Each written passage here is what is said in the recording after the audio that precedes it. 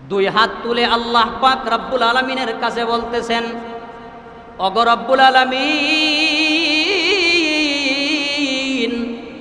এই মুহূর্তে আমি জেলখানা থেকে বিদায় নিতেছি। ওগো আল্লাহ, এই জেলখানা এমন একটা ঘর, যেই ঘরের মধ্যে কোনো ভাই বন্ধুর সাথে কোনো সাক্ষাৎ করতে পারে না। এই জেলখানা এমন একটা ঘর, যেই ঘরের মধ্যে কোনো আপন মানুষের সাথে জেলদের কোনো সাক্ষাৎ হয় না। আল্লাহ, এই মুহূর্তে জেলখানা থেকে আল্লাহ আমি বের হয়ে যাচ্ছি। আল্লাহ, তোমার কাছে আমি এক নম্বরে দোয়া করি, আল্লাহ জেলখানার বাহিরে এই মিশর রাষ্ট্রের মধ্যে, আল্লাহ শহরের মধ্যে যত ঘটনা ঘটবে, সমস্ত ঘটনার খবর আল্লাহ জেলখানার প্রত্যেকটা বন্দির কানের মধ্যে আল্লাহ তুমি পৌঁছায়া দাও। এক নম্বর দোয়া। হযরত ইউসুফ আলাইহিস সালাতু ওয়াস সালাম দুই নম্বরে দোয়া করলেন, জেলখানা থেকে বের হয়ে তিনি যখন বাদশার রাজ দরবারের প্রধান গেটের সামনে গেলেন, উনাকে যারা সংবর্ধনা দিতেছিল সবাইকে বললেন, বাইরে একটু দাঁড়াও, এই গেট খোলার আগে আমি আমার আল্লাহর কাছে আমি দুই নম্বরে একটা দোয়া করে নেই। তাফসীরের কিতাবের মধ্যে আছে, আল্লাহর পয়গম্বর দুই হাত তুলে আল্লাহর কাছে দুই নম্বরে দোয়া করলেন, ওগো রব্বুল আলামিন,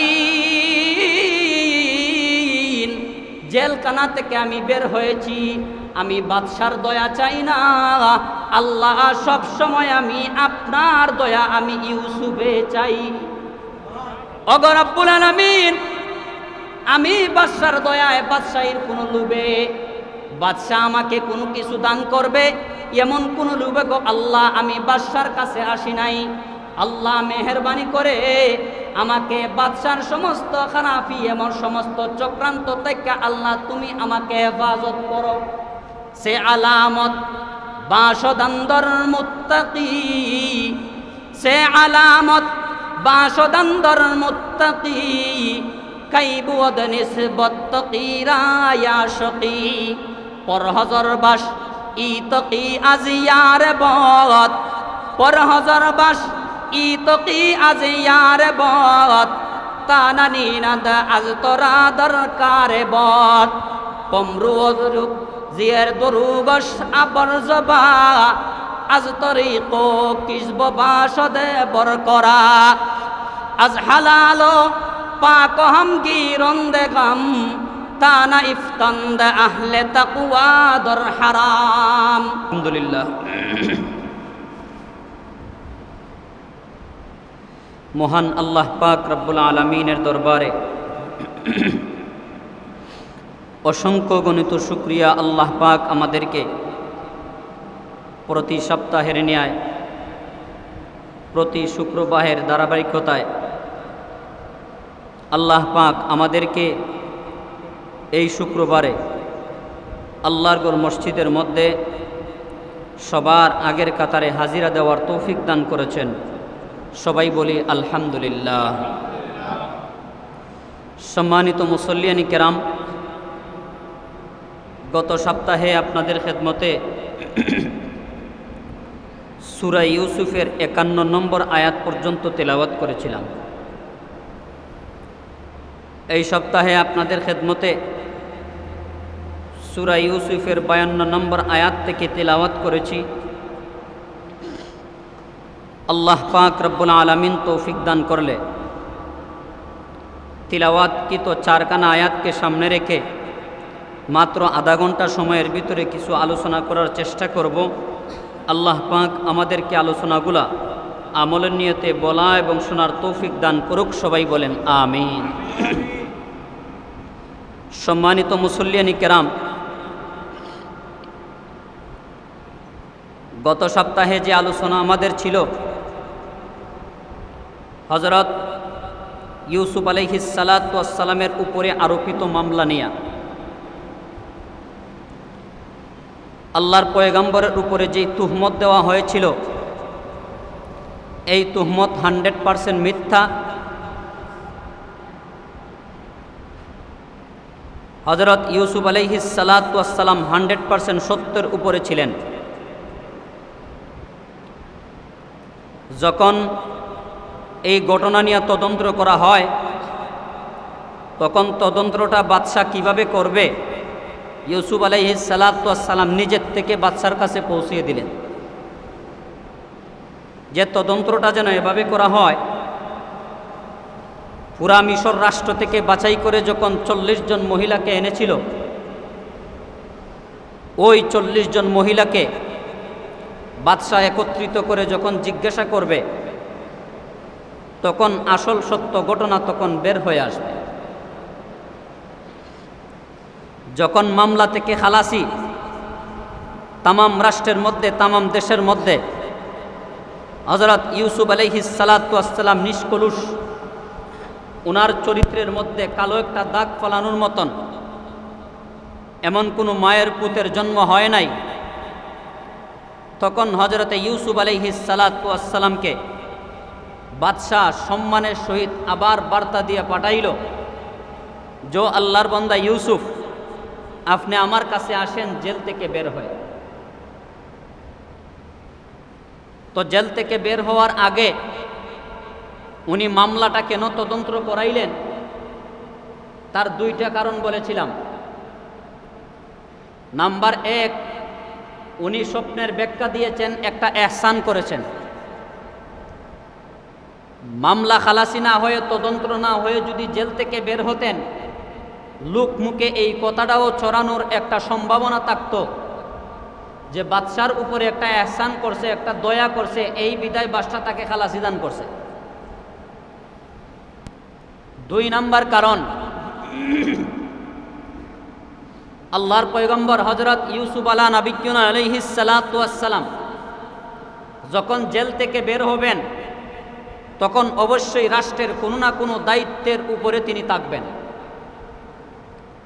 তখন যদি মামলার খালাসিটা না হয়, আর উনি রাষ্ট্রের কোনো একটা ক্ষমতা পাওয়ার পরে ওনার অধীনে মামলাটা খালাসি হয়, লোক মুখে এই কথাটা চড়বে যে ইউসুফ ক্ষমতার মধ্যে, এই জন্য উনার উপরে আরোপিত মামলাটা উনার পক্ষে নিয়ে এই মুহূর্তে খালাসির একটা এলান করে দিছে।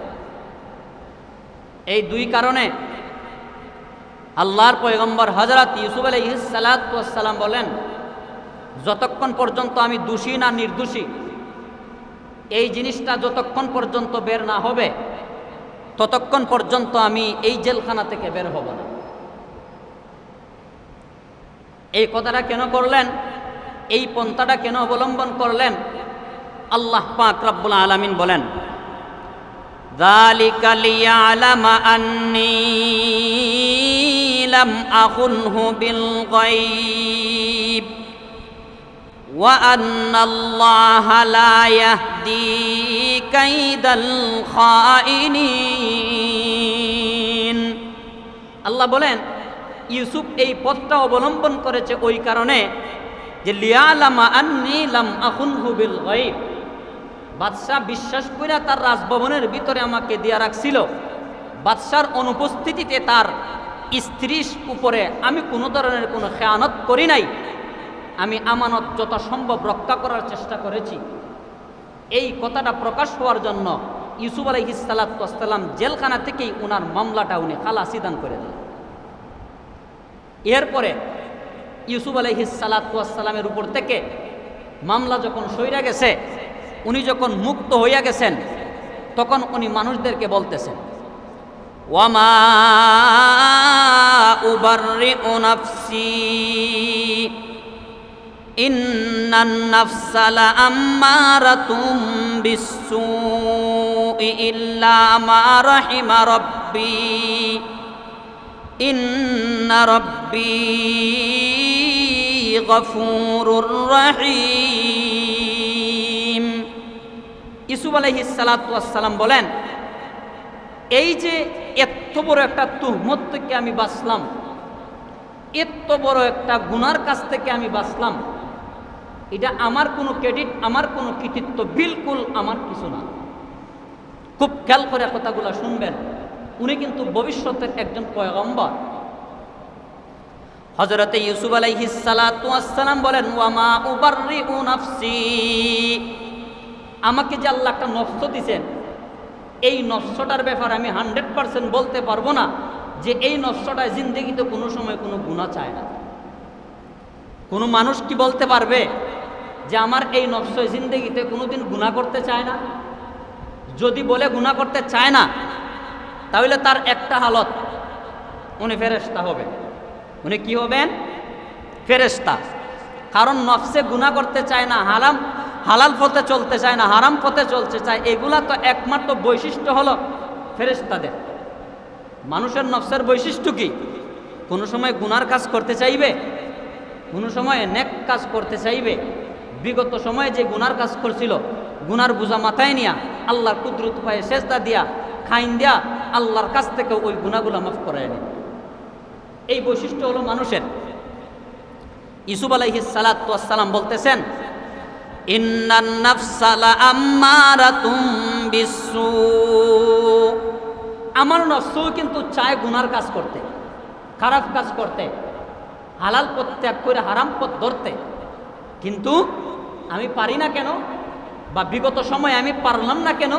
তার কারণটা ইল্লা মা রাহিমা রাব্বি, আমার আল্লাহ আমাকে হেফাজত করেছে। সুবহানাল্লাহ কন্যা। হ্যাঁ, আমাদের মধ্যে এমন একটা সমস্যা আছে, যখন কোনো ভালো কাজ করি তখন বলি আমি কষ্ট করছিলাম রে বা, এই কারণে ভালো কাজটা আমি করছি। আমি কষ্ট করছিলাম রে বা, এই কারণে ভালো কাজটা আমি করছি। আমার আমল ছিল রে বা, এই কারণে আমি ওই খারাপ কাজ থেকে আমি বাঁচতে পারলাম। আমার টাকা ছিল রে ভাই, এই কারণে আমি ওই বিপদ থেকে আমি মুক্তি পেয়ে আসছি। আল্লাহু আকবার। হযরত ইউসুফ আলাইহিস সালাতু ওয়াস সালাম ভবিষ্যতের একজন পয়গম্বর। উনি পয়গম্বর হয়েও উনি নফসের উপরে কোনো ডিগলার দেন না। উনি সম্পূর্ণরূপে উনার এই সমাজগৃহীত খারাপ কাজ থেকে বাঁচার একমাত্র মাধ্যম, একমাত্র উসিলা আল্লাহ পাক রব্বুল আলামিনকে দিয়া বলতেছেন, আমার আল্লাহ আমাকে এই খারাপ কাজ থেকে আমার আল্লাহ আমাকে হেফাজত করেছেন। এই কারণে মুসল্লিয়ানে কেরাম, আমাদের যদি কোনো খারাপ কাজ যদি আমাদের দ্বারা হয়, আমরা মনে করব শয়তানের প্রলোভনায় হয়েছে। যদি কোনো ভালো কাজ হয়, যদি কোনো সফলতা আসে, তাহলে আমরা সবসময় আমরা মনে করব আমার মালিক, আমার খালিক আর মালিক একমাত্র আল্লাহ পাক রব্বুল আলামিনের তরফ থেকে হয়েছে। মনে করেন আমি 10 তলা বিল্ডিংয়ের মালিক, এই বিল্ডিং 10 তলা বিল্ডিং আমার কাছ থেকে যাইতে আমার আল্লাহর কি সকাল সন্ধ্যা লাগবে? না মুহূর্তের ভিতরে চলে যাবে? যেই আল্লাহ দিতে পারেন ওই আল্লাহ নিতে পারেন, ওই আল্লাহ ঘুরাইয়া আবার আমাদের হাতে দান করতে পারেন। এই কারণে আল্লাহ যা দিয়েছেন সব কিছু আমার আল্লাহর দান। যদি কোনো খারাপ কাজ হয়, যদি কোনো গুনার কাজ হয়, সমাজ গৃহীত যদি কোনো খারাপ কাজ হয়, তাহলে আমরা 1 নম্বর তওবা করব, 2 নম্বর ওই খারাপ কাজটা আমরা শয়তানের উপরে ন্যস্ত করব। আল্লাহ যেন আমাদেরকে তৌফিক দান করেন, সবাই বলেন আমিন। এরপরে আল্লাহ বলেন, وقال الملك ائتوني به أستخلصه لنفسي فلما كلمه قال إنك اليوم لدينا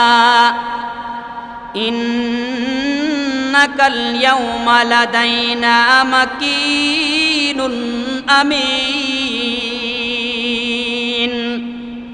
হযরত ইউসুফ আলাইহিস সালাতু ওয়াস সালামের উপরে 100% যখন আস্থা বসে গেল, তখন বাদশাহ বলে, এখন হযরত ইউসুফকে তোমরা রাষ্ট্রীয়ভাবে গণসংবর্ধনা দিয়া তোমরা জেলখানা থেকে বের করে আমার রাজদরবারের মধ্যে নিয়ে আসো। সুবহানাল্লাহ কন্যা। وقال الملك ائتوني به أستخلصه لنفسي, কেন তোমরা আনবা? এই মুহূর্তে এই ইউসুফ আমার কাছে এই পৃথিবীর বুকে সমস্ত মানুষের মধ্যে সবচেয়ে বড় আস্থাভাজন ব্যক্তি আমার কাছে হয়ে গেছে। যে ইউসুফ আলাইহিস সালাতু ওয়াস সালামকে জেলখানার মধ্যে দিয়েছিল আস্থাভাজনের কারণে না অবিশ্বাস করার কারণে? ওই ইউসুফ আলাইহিস সালাতু ওয়াস সালামকে আজকে বাদশা বলে, সবার মধ্যে আমার কাছে সবচেয়ে আস্থাভাজন ব্যক্তি ইউসুফ, সুতরাং ইউসুফকে তোমরা আমার কাছে নিয়ে আসো। হযরত ইউসুফ আলাইহিস সালাতু ওয়াস সালামকে যখন রাষ্ট্রের তরফ থেকে আনার জন্য মানুষগুলা গেছে, তখন হযরত ইউসুফ আলাইহিস সালাতু ওয়াস সালাম জেলখানার সবাইকে সাথে নিয়া জেলখানার গেটের মধ্যে দাঁড়াইয়া সবাইকে নিয়ে একটা দোয়া করলেন। কি করলেন? দোয়া করলেন। দুই হাত তুলে আল্লাহ পাক রব্বুল আলামিনের কাছে বলতেছেন, ওগো রব্বুল আলামিন, এই মুহূর্তে আমি জেলখানা থেকে বিদায় নিতেছি। ওগো আল্লাহ, এই জেলখানা এমন একটা ঘর, যেই ঘরের মধ্যে কোনো ভাই বন্ধুর সাথে কোনো সাক্ষাৎ করতে পারে না। এই জেলখানা এমন একটা ঘর, যেই ঘরের মধ্যে কোনো আপন মানুষের সাথে জেলদের কোনো সাক্ষাৎ হয় না। আল্লাহ, এই মুহূর্তে জেলখানা থেকে আল্লাহ আমি বের হয়ে যাচ্ছি। আল্লাহ, তোমার কাছে আমি এক নম্বরে দোয়া করি, আল্লাহ জেলখানার বাহিরে এই মিশর রাষ্ট্রের মধ্যে, আল্লাহ শহরের মধ্যে যত ঘটনা ঘটবে, সমস্ত ঘটনার খবর আল্লাহ জেলখানার প্রত্যেকটা বন্দির কানের মধ্যে আল্লাহ তুমি পৌঁছায়া দাও। এক নম্বর দোয়া। হযরত ইউসুফ আলাইহিস সালাতু ওয়াস সালাম দুই নম্বরে দোয়া করলেন। জেলখানা থেকে বের হয়ে তিনি যখন বাদশার রাজ দরবারের প্রধান গেটের সামনে গেলেন, উনাকে যারা সংবর্ধনা দিতেছিল সবাইকে বললেন, বাইরে একটু দাঁড়াও, এই গেট খোলার আগে আমি আমার আল্লাহর কাছে আমি দুই নম্বরে একটা দোয়া করে নেই। তাফসীরের কিতাবের মধ্যে আছে, আল্লাহর পয়গম্বর দুই হাত তুলে আল্লাহর কাছে দুই নম্বরে দোয়া করলেন, ওগো রব্বুল আলামিন, জেলখানা থেকে আমি বের হয়েছি, আমি বাদশার দয়া চাই না, আল্লাহ সব সময় আমি আপনার দয়া আমি ইউসুফে চাই। ওগো রব্বুল আলামিন, আমি বাদশার দয়ায়, বাদশাহীর কোনো লোভে বাদশাহ আমাকে কোনো কিছু দান করবে এমন কোনো লোভে গো আল্লাহ আমি বাদশার কাছে আসি নাই। আল্লাহ মেহেরবানি করে আমাকে বাদশার সমস্ত খারাপি এমন সমস্ত চক্রান্ত থেকে আল্লাহ তুমি আমাকে হেফাজত করো। সে আলামত বাসদান্দর মুত্তাকি, সে আলামত বাসদান্দর মুত্তাকি, কাইবুদ নিসবত তকিরা ইয়া শকি, পরহজর বাস ইতকি আজিয়ার বত, পরহজর বাস ইতকি আজিয়ার বত, কানানি নাদ আজ তোরা দরকার বত, পমরুজ রূপ জিয়ার দরুগস আবর জবা, আজ তরিকো কিসব বাসদে বর করা, আজ হালালো পাক হাম গিরন্দে গাম, তানা ইফতান্দ আহলে তাকওয়া দর হারাম। আল্লামা শেখ ফরিদউদ্দিন আত্তার রহমতুল্লাহি আলাইহি বলেন, যেই ব্যক্তি আল্লাহর মনোনীত মুত্তাকি পরহেজগার হবে, এই মুত্তাকি পরহেজগারের পরিচয় তিনি তিনটা উল্লেখ করেছেন। এর মধ্যে এক নম্বরে হলো তিনি কোনো খারাপ লোকদের সাথে তিনি কোনো সম্পর্ক রাখেন না। যদি কোনো খারাপ লোকেরা যদি কোনো সময় যদি ওই ব্যক্তিকে আহ্বান করে, তাহলে ওই মুহূর্তে আহ্বানে সাড়া দেওয়ার আগে আল্লাহ পাক রব্বুল আলামিনের কাছে ওই মুহূর্তে ওই ব্যক্তির খারাপি থেকে তিনি আশ্রয় প্রার্থনা করে। ইউসুফ আলাইহিস সালাতু ওয়াস সালাম বাদশার কাছে যাওয়ার আগে আল্লাহর কাছে দোয়া করলেন, আল্লাহ এই বাদশার দয়ায় আমি বাদশার কাছে যাই নাই, আল্লাহ তোমার একমাত্র দয়া, তোমার একমাত্র মেহেরবানিতে আল্লাহ আমি বাদশার কাছে যাইতেছি, বাদশার দয়া তলব করার জন্য না। আল্লাহ মেহেরবানি করে আল্লাহ খারাপ লোকদের সংসর্গ থেকে আল্লাহ তুমি আমি ইউসুফকে হেফাজত করো, এবং খারাপ লোকদের সমস্ত চক্রান্ত থেকে আল্লাহ তুমি আমাকে হেফাজত করো। কয়টা দোয়া গেল? দুইটা দোয়া। হযরত ইউসুফ আলাইহিস সালাতু ওয়াস সালাম দরজা খোলা হলো ইউসুফ পয়গম্বরের জন্য। পরে বাদশাকে তিনি সালাম করলেন। বাদশা সালামের জবাব দেওয়ার আগে বলল, এটা কোন ভাষায় তুমি সালাম দিয়েছো? আল্লাহর পয়গম্বর ইউসুফ পয়গম্বর বলেন, এটা আমি আরবি ভাষায় সালাম দিয়েছি। বাদশা বলে, আল্লাহর বান্দা ইউসুফ, এই আরবি ভাষা আবার কোন ভাষা? আল্লাহর পয়গম্বর বলেন, এটা আমার চাচা হযরতে ইসমাঈল আলাইহিস সালাতু ওয়াস সালামের ভাষা।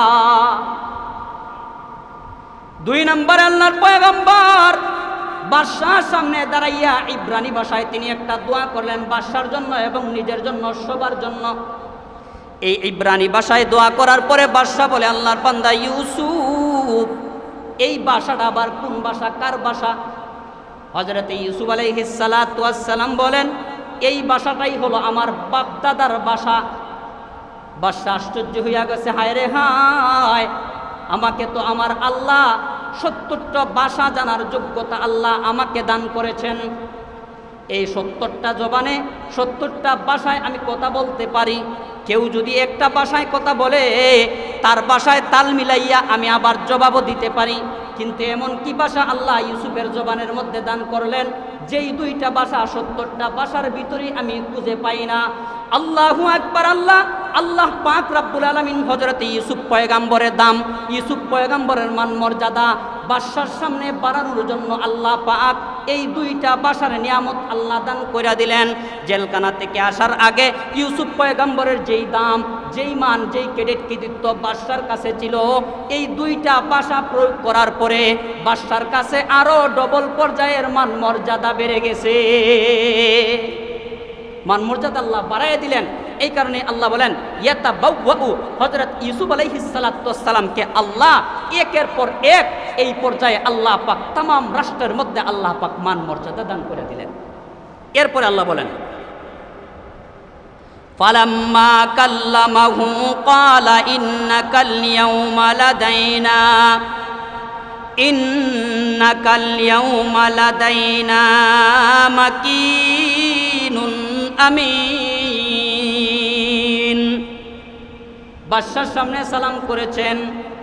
২ নম্বরে বাদশার জন্য এবং নিজের জন্য, তামাম রাষ্ট্রের জন্য তিনি দোয়া করেছেন। ৩ নম্বরে বাদশা বলে, তোমার দোয়া শেষ, তোমার সালাম শেষ, আমার রাজ সিংহাসনের ডান পাশে তুমি এই মুহূর্তে আসিয়া বসে যাও। সুবহানাল্লাহ কন্যা। যেই বাদশার কারণে ইউসুফ পয়গাম্বর জেলখানার মধ্যে ছিলেন, আজকে ওই বাদশা উনার রাজ সিংহাসনের পাশের মধ্যে বসাইছে।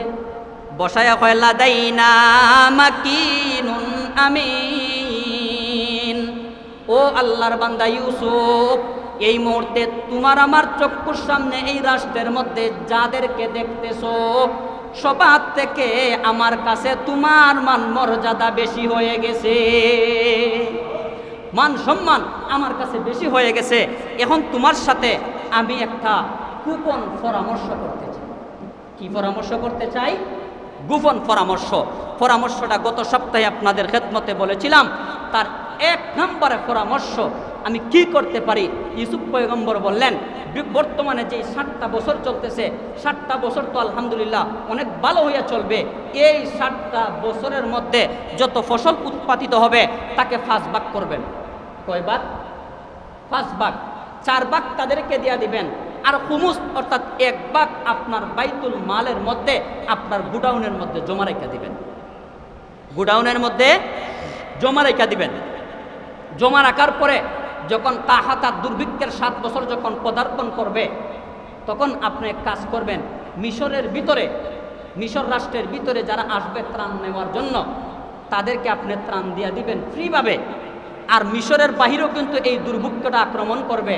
মিশর রাষ্ট্রের বাহির থেকে যারা আসবে তাদের কাছ থেকে কিছু টাকা, কিছু পয়সা উসুল করে আপনার এই রাষ্ট্রের মধ্যে রাইখা দিবেন। তাহলে আপনার রাষ্ট্রের যারা আছে 7 বছর তারা কোনো রকমভাবে চললো, আর রাষ্ট্রের বাহিরে যারা আছে তাদের কাছ থেকে টাকা পয়সা আপনার কাছে জমা হলো।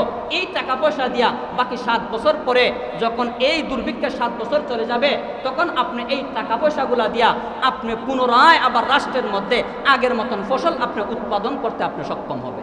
বাদশা টেনশন করেন না, এটার দায়িত্ব আপনি আমাকে দিয়ে দেন। সুবহানাল্লাহ বললেন।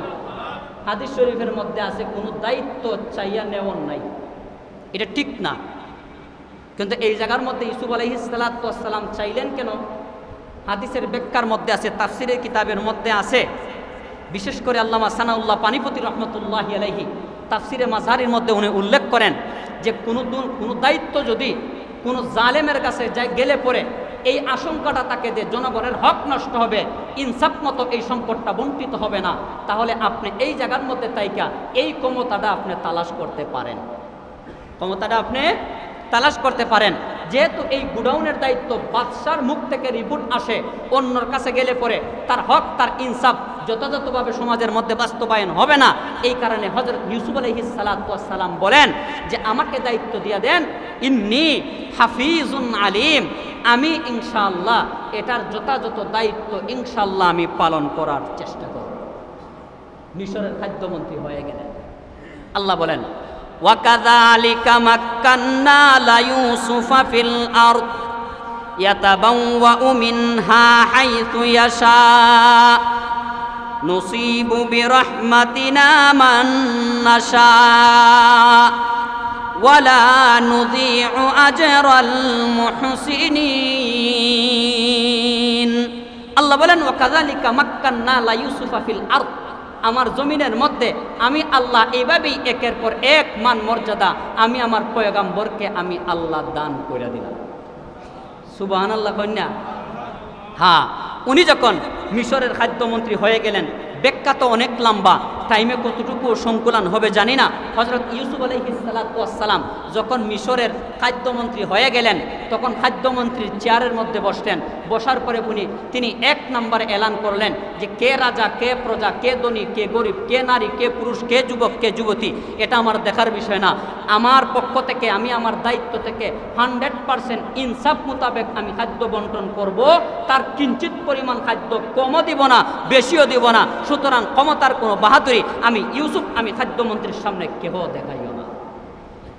কিতাবের মধ্যে আছে যখন দুর্ভিক্ষ চলে আসছে, তখন দিনে এক বেলা বাদশার রাজদরবারের মধ্যে যারা ছিল তাদেরকে খাদ্য প্রদান করা হতো। রাজদরবারের মধ্যে কিছু মানুষ থাকে না, একজন এমপি, একজন চেয়ারম্যান, একজন ক্ষমতাশীল ব্যক্তির সাথে অনেক মানুষগুলা ঘুরে। একজন ক্ষমতাশীল মানুষ যদি বাথরুমেও ঢুকে, তাহলে তার সাথে কয়েকজন মানুষ দেখবেন বাথরুমের বাইরে দাঁড়ায় দাঁড়ায় সিগারেট টানতেছে আর নেতার জন্য অপেক্ষা করতেছে। মানুষ থাকে না? তাহলে রাজদরবারের মধ্যে অনেক মানুষ সবসময় এইভাবে বইরা থাকে। আর সকালে একবার, বিকালে একবার, দুপুরে একবার, রাত্রে একবার, শেষ রাত্রে একবার, ফজরের পরে একবার, আলাতুল খানি চলতি আছে। ইউসুফ আলাইহিস সালাতু ওয়াস সালাম খাদ্যমন্ত্রী হওয়ার পরে 7টা বছরের প্রথম বছর যখন পদার্পণ করলো, তার দুর্ভিক্ষের বছর, তখন তিনি এলান করে দিলেন যে এই রকম লঙ্গরখানা এই রাষ্ট্রের মধ্যে, রাজদরবারের মধ্যে আর চলতে পারে না। হযরত ইউসুফ আলাইহিস সালাতু ওয়াস সালাম তিনি এক বেলা খাবার খাইতেন। সমস্ত মানুষগুলা প্রশ্ন করলো, ও খাদ্যমন্ত্রী ইউসুফ, আপনি তো এই দেশের খাদ্যমন্ত্রী, আপনি যদি এক বেলা চান খাইতে পারবেন, আপনি যদি 3 বেলা চান তাও কিন্তু আপনি খাইতে পারবেন, বাধা দেওয়ার মতো কেউ আপনার সামনে থাকবে না।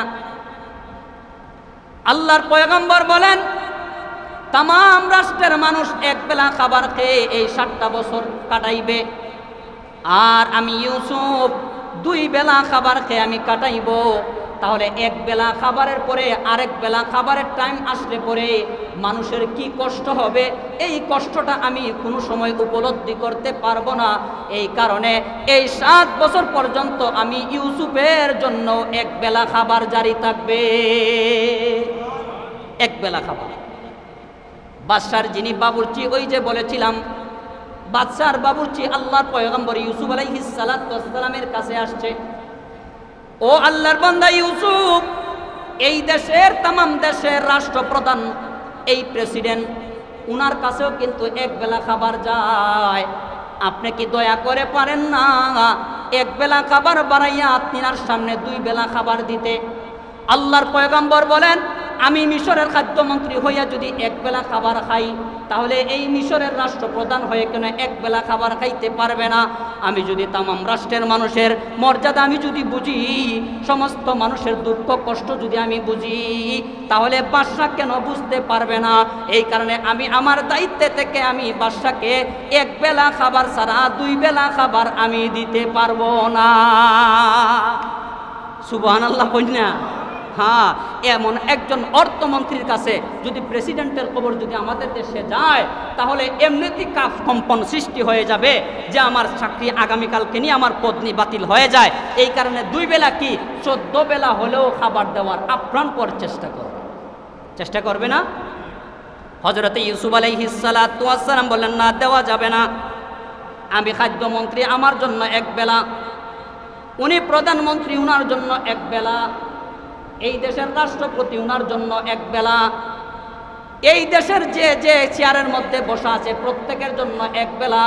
অর্থাৎ তামাম রাষ্ট্রের যেই অবস্থা, সমস্ত ক্ষমতাসীনদের দলের লোকেরার হবে একই অবস্থা। দ্বিতীয় কোনো অবস্থা আমি গড়াইতে পারবো না। কারণ আজকে আমি এক বেলার জায়গায় 2 বেলা খাবার দিয়া দিতে পারবো, কিন্তু ভবিষ্যতে আমার যখন মৃত্যু হয়ে যাবে, আল্লাহর আসামির কাঠগড়ায় দাঁড়িয়ে যখন আমি যাব, তখন 2 বেলা কাকে আমি খাবার দিলাম তার জবাবটা আল্লাহর সামনে আমার দেওয়া লাগবে। আপনারা কি বলেন, দেওয়া লাগবে না? আজকে যদি আমরা কাহার উপরে জুলুম করি, আমাদের উপরে যদি কেহ জুলুম করে, আমাদের দেওয়া তেল যদি কাহারো বক্স পালঙ্গের ভিতরে ঢুকায়, তাহলে বলেন তো কি আল্লাহর সামনে জবাব দেওয়া লাগবে নি? কথা বলেন না, জবাব দেওয়া লাগবে নি? এই বয়টা যাদের ভিতরে নাই, তার পক্ষে জিন্দিগিতেও কোনোদিন জনগণের হক আদায় করা তার পক্ষে সম্ভব হবে না। এই কারণেই আমরা বলি, রাষ্ট্রের তরফ থেকে ইনসাফ ভিত্তিক বিচার ব্যবস্থা কায়েম করতে চান যারা বিচারক, তাদের ভিতরে রাষ্ট্রের ভয় না, ক্ষমতার ভয় না, টাকার ভয় না, তাদের ভিতরে আল্লাহর ভয়টা ঢুকাই, আল্লাহর ভয় ঢুকাইয়ে দিবেন। দেখবেন এমন চোর, এমন ডাকাতরা পর্যন্ত দাওয়াত ও তাবলীগের সাথে আল্লাহু আকবার আল্লাহর মসজিদে ঢুকছে, পাক্কা একজন আল্লাহ ওলি হইয়া তাবলীগ জামাত থেকে বের হয়ে গেছে। তাবলীগ জামাত আসছেন আমাদের মসজিদে, তাবলীগ জামাত আসছেন আমাদের মসজিদে। পাকিস্তান থেকে উলামায়ে কেরাম এসেছেন। কাহা উলামায়ে কেরাম? সামনে ভেজো উলামায়ে কেরাম কো। আবার আলহামদুলিল্লাহ উলামায়ে কেরামদের নুসরত করার জন্য আমাদের দেশের যোগ্য উলামায়ে কেরামও উনাদের সাথে আছেন। তাহলে তাবলীগের মধ্যে এত আসর, আর কোনো দাওয়াতের মধ্যে এত আসর নাই, এত প্রভাব নাই। তার কারণটা কি? কারণ দাওয়াত ও তাবলীগে যে মেন বিষয়টা নিয়ে যে মেহনতটা করে, তার মেন বিষয়টাই হচ্ছে আল্লাহর ভয়টা যাতে তার ভিতরে ঢুকে যায়। আল্লাহর ভিতরে, আল্লাহর ভয়টা কাদের ভিতরে? দাওয়াত ও তাবলীগের ভিতরে যারা আসে, প্রত্যেকটা মুমিন মুসলমানদের ভিতরে, নরনারীর ভিতরে তারা প্রাণপর চেষ্টা করেন যাতে করে আল্লাহর ভয়টা ঢুকে যায়। যদি আল্লাহর ভয়টা তার ভিতরে ঢুকে যায়, তাহলে তার জিন্দেগিটা সফল হয়ে যাবে, দুনিয়াও সফল, আখিরাতে তার জন্য সফল হয়ে যাবে। হযরত ইউসুফ আলাইহিস সালাতু ওয়াস সালাম যখন এই এলান করে দিলেন, তখন মিশর রাষ্ট্রের ভিতরে যারা আসে, তারা আসে ত্রাণ নেওয়ার জন্য। মিশর রাষ্ট্রের বাহির থেকে যারা আসে, তারাও আসে ত্রাণ নেওয়ার জন্য। কিন্তু পার্থক্য এতটুকু, মিশরের ভিতর থেকে যারা আসবে তারা টাকা দিবে, টাকা দিবে না। আর যারা মিশরের বাহির থেকে আসবে, তারা এই ত্রাণগুলা, খাদ্যগুলা নেওয়ার জন্য তারা কিছু হইল টাকা বা পয়সা তারা উসুল দিয়া তারা নিয়ে যাবে। হযরত ইউসুফ আলাইহিস সালাতু ওয়াস সালামের সামনে যখন মিশরের বাহির থেকে মানুষগুলো আসে, প্রথম বছর যারা এসেছে, 1 নম্বরে প্রথম বছরে তারা টাকা পয়সা দিনার দিরহামগুলা দিয়া মাল নিছে। এখন 1 বছর শেষ, 2য় নম্বরে বছর তাদের সামনে পদার্পণ করেছে, টাকা তো নাই, কি দিবে? এই কারণে যার ঘরে স্বর্ণ ছিল, রূপা ছিল, এরকম সোনা গয়না যাগুলা ছিল সবগুলা দিয়া 2য় বছরে ইউসুফ পয়গম্বরের কাছ থেকে তারা খাবার নিয়ে গেছে। তাফসীরের কিতাবের মধ্যে আছে 3 নম্বর বছর যখন আসলো, তখন কি দিয়া খাদ্য নিবে? তখন যার কাছে যেই ফসলগুলা ছিল, যেই ফসলের যেই বীজগুলা ছিল, এই বীজগুলা দিয়া 3 নম্বর বছরের খাদ্য নেওয়া শুরু করছে। 3 নম্বর বছর শেষ, টাকা পয়সা শেষ, সমস্ত সোনা গয়নাগুলা শেষ, এবং নিজের কাছে যতগুলা বীজ ছিল খাদ্য, এগুলাও শেষ। 4 নম্বর বছর তাদের যেই গুলামবান্দিগুলা ছিল, এই গুলামবান্দিগুলা ইউসুফ পয়গম্বরের সামনে আইনা তারা খাদ্য নিয়ে 4 নম্বর বছর তারা অতিবাহিত করেছে। তাফসীরের কিতাবের মধ্যে আছে 5 নম্বর বছর তারা কি দিয়া নিবে? তাদের যতগুলা জমি ছিল সমস্ত জমিগুলার কাগজপত্র দিয়া আল্লাহর পয়গম্বরের সামন থেকে তারা খাবারগুলা নিয়ে যায়। 6 নম্বর বছর তারা কি দিয়া তারা খাদ্যগুলা নিবে? তাফসীরের কিতাবের মধ্যে আছে 6 নম্বর বছরে কি দিয়া তারা খাদ্যগুলা নিবে? আল্লাহর পয়গম্বরের সামনে আসিয়া তাদের যে বিবি বাচ্চাগুলা ছিল, কচি কচি বাচ্চাগুলা ছিল, ওই বাচ্চাগুলা ইউসুফ পয়গম্বরের সামনে দিয়া তারা খাদ্যগুলা গ্রহণ করেছে। 6 নম্বর বছর শেষ, 7 নম্বর বছর বয়সে কি দিয়া তারা খাদ্য নিবে? নিজের টাকা নাই, পয়সা নাই, নিজের জমিগুলা পর্যন্ত নিজের হাতে নাই, সবগুলা দিয়া দিছে। এখন কি দিয়া নিবে? তাফসীরের কিতাবের মধ্যে আছে তাদের প্রত্যেকের নিজের জানগুলা ইউসুফ আলাইহিস সালাতু ওয়াস সালামের কাছে দিয়া 7 নম্বর বছর পর্যন্ত তারা খাদ্য নিয়া তারা জীবন যাপন করেছে। তার কারণটা কি? তার কারণ হলো মিশরের ভিতরে যারা আছে সব তো মুকাফিক্কি হয়ে গেছে ইউসুফ আলাইহিস সালাতু ওয়াস সালামের। এখন মিশরের বাহিরে যারা আছে তারা কি মুকাফিক্কি হওয়া লাগবে না? এই 7 বছর যদি তারা ত্রাণগুলা নেয়, 7 বছর যখন শেষ হয়ে যাবে তখন যার যার পথে যার যে চলে যাবে, ইউসুফ পয়গম্বরকে চিনবে না, ইউসুফ পয়গম্বরকে তারা মান ইজ্জত তারা দিবে না। এই কারণে ধন সম্পদ, সহায় সম্পত্তি, বিবি বাচ্চা, গুলাম বান্দি যাগুলা ছিল 7 বছরের ভিতরে আল্লাহ পাক রব্বুল আলামিন সবগুলা ইউসুফ পয়গম্বরের কাছে দিয়া দিলেন। আর তাদেরকে ইউসুফ পয়গম্বরের জিম্মি হিসেবে দিয়া দিলেন। কেন দিয়া দিলেন? যে এই রাষ্ট্রের মানুষ যেইভাবে হযরত ইউসুফ পয়গম্বরকে দাম দেয়, ঠিক তেমনিভাবে রাষ্ট্রের বাহির থেকে যারা ত্রাণ নেওয়ার জন্য 7 বছর আসা যাওয়া করেছে, তারাও যাতে ইউসুফ আলাইহিস সালাতু ওয়াস সালামকে মান মর্যাদার উচ্চ আসনের মধ্যে তারা রাখে। এই কারণে আল্লাহ বলেন, وَكَذَلِكَ مَكَّنَّا لَيُوسُفَ فِي الْأَرْضِ يَتَبَوَّأُ مِنْهَا حَيْثُ يَشَاءُ نُصِيبُ بِرَحْمَتِنَا مَن نَّشَاءُ وَلَا نُضِيعُ أَجْرَ الْمُحْسِنِينَ। আল্লাহ বলেন, এইভাবেই আমি আল্লাহ মিশরের ভিতর হোক, মিশরের বাহির হোক, আমি আল্লাহ হযরতে ইউসুফ পয়গম্বরকে এইভাবে আমি আল্লাহ তার দাম বাড়িয়ে দিয়েছি। কিতাবের মধ্যে আছে যখন 7 বছর দুর্ভিক্ষের 7 বছর যখন চলে গেছে, তখন যারা টাকা দিয়েছিল, যারা পয়সা দিয়েছিল, যারা স্বর্ণ দিয়েছিল, যারা রূপা দিয়েছিল, যারা গোলাম বান্দি পর্যন্ত বন্ধক দিয়েছিল, যারা যাদের জমির ফরচাগুলা, জমির কাগজগুলা ওনার কাছে বন্ধক দিয়েছিল, হযরতে ইউসুফ আলাইহিস সালাতু ওয়াস সালাম সবাইরে এক জায়গায় কইরা যে যা দিছিল সব কিছু আবার ইউসুফ আলাইহিস সালাতু ওয়াস সালাম এইভাবেই তাদেরকে ফিরিয়ে দিয়েছে। এখন প্রথমে দিয়া যেই আস্থা ইউসুফ পয়গম্বরের উপরে বেড়েছিল, আবার পুনরায় ব্যাক পাওয়ার পরে হযরতে ইউসুফ আলাইহিস সালাতু ওয়াস সালামের উপরে তাদের আস্থা আরো ডবল গুণে বেড়ে গেছে। এই কারণে আল্লাহ বলেন, ওয়াকাযালিকা মাক্কান্না লাইউসুফা ফিল আরদ, আমি আমার জমিনের মধ্যে আমি আমার ইউসুফকে এইভাবেই তার মান মর্যাদা বাড়িয়ে দিয়েছি। সম্মানিত মুসল্লিয়ানে কেরাম, ইনসাফ ভিত্তিক ন্যায় সমাজ যদি আমরা গঠন করতে পারি, কোনো মানুষের উপরে যদি আমরা জুলুম না করি, প্রত্যেকটা মানুষের উপরে আমি আমার স্থানের মধ্যে তাইকা মনে করেন আমি পরিবারের একজন মেম্বার, আমার পরিবারের মেম্বারের মধ্যে আমি মেম্বার হওয়ার মধ্যে আমার পরিবারের মধ্যে অনেক সদস্যগুলো আছে, এই সদস্যরার উপরে আমি যদি ইনসাফ কায়েম করতে পারি, তাহলে আল্লাহ শেষাংশে বলেছেন, ওয়ালা ইউদিউ আজরাল মুহসিনিন, আল্লাহ মুহসিনিনদের, আল্লাহ নেককারদের আজরে, নেককারদের উজরতরে আল্লাহ কোনোদিন ধ্বংস করেন না, আল্লাহ কোনোদিন নষ্ট করেন না। আমরাও যদি আমাদের সমাজের মধ্যে, আমাদের ফ্যামিলির মধ্যে, আমাদের রাষ্ট্রের মধ্যে যে যে স্থানের মধ্যে আছি, আমরাও যদি ইনসাফ কায়েম করতে পারি, তাহলে হযরত ইউসুফ পয়গম্বরের মতন জাযা আর বদলা দুনিয়া এবং আখিরাতে আল্লাহ কুদরতিভাবে আমাদেরকে দান করে দিবেন।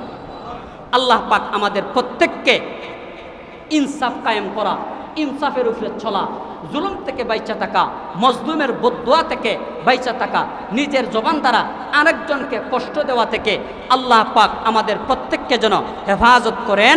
সবাই বলেন আমিন।